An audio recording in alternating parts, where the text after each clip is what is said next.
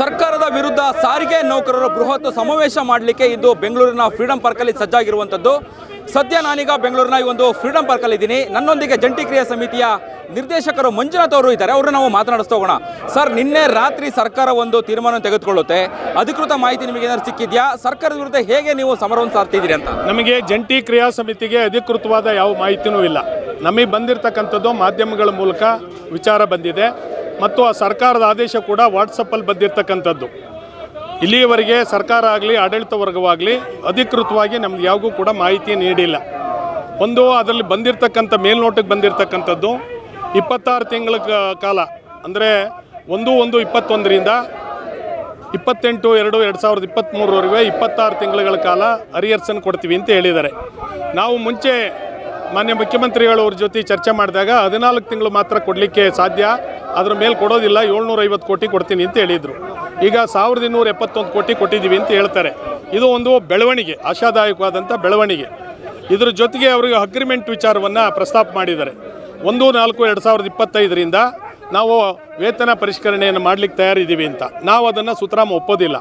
ಯಾಕೆ ಒಪ್ಪೋದಿಲ್ಲ ಅಂದರೆ 2P ಸೆಟ್ಲ್ಮೆಂಟ್ ಏನಿದೆ, ಕಾನೂನಿನ ಒಂದು ಚೌಕಟ್ಟೇನಿದೆ, ಅದನ್ನು ಮೀರಿ ಸರ್ಕಾರ ಮಾಡ್ತಕ್ಕಂಥದ್ದು ಆ ಸರ್ಕಾರಕ್ಕೆ ಶೋಭೆ ತರೋದಿಲ್ಲ. ಆದ್ದರಿಂದ ಅದನ್ನು ಅವರು ಸಂಪೂರ್ಣವಾಗಿ ಪುನರ್ವಿಮರ್ಶೆ ಮಾಡಬೇಕು.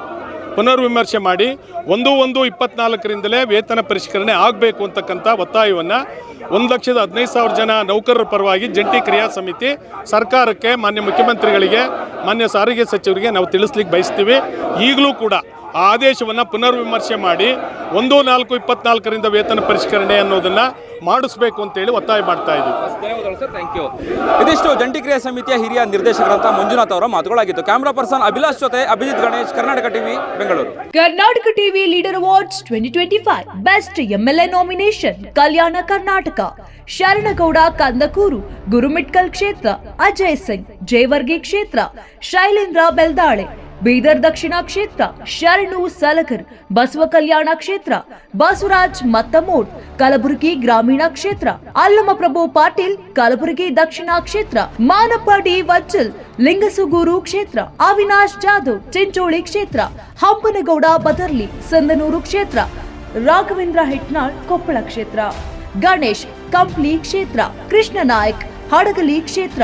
ಕರ್ನಾಟಕ ಟಿವಿ ವಾಟ್ಸ್ಆಪ್ ಚಾನೆಲ್ ಮೂಲಕ ವೋಟ್ ಮಾಡಿ ಹಾಗೂ ಇವರಲ್ಲಿ ಬೆಸ್ಟ್ MLA ಯಾರಂತ ಕಮೆಂಟ್ ಮಾಡಿ.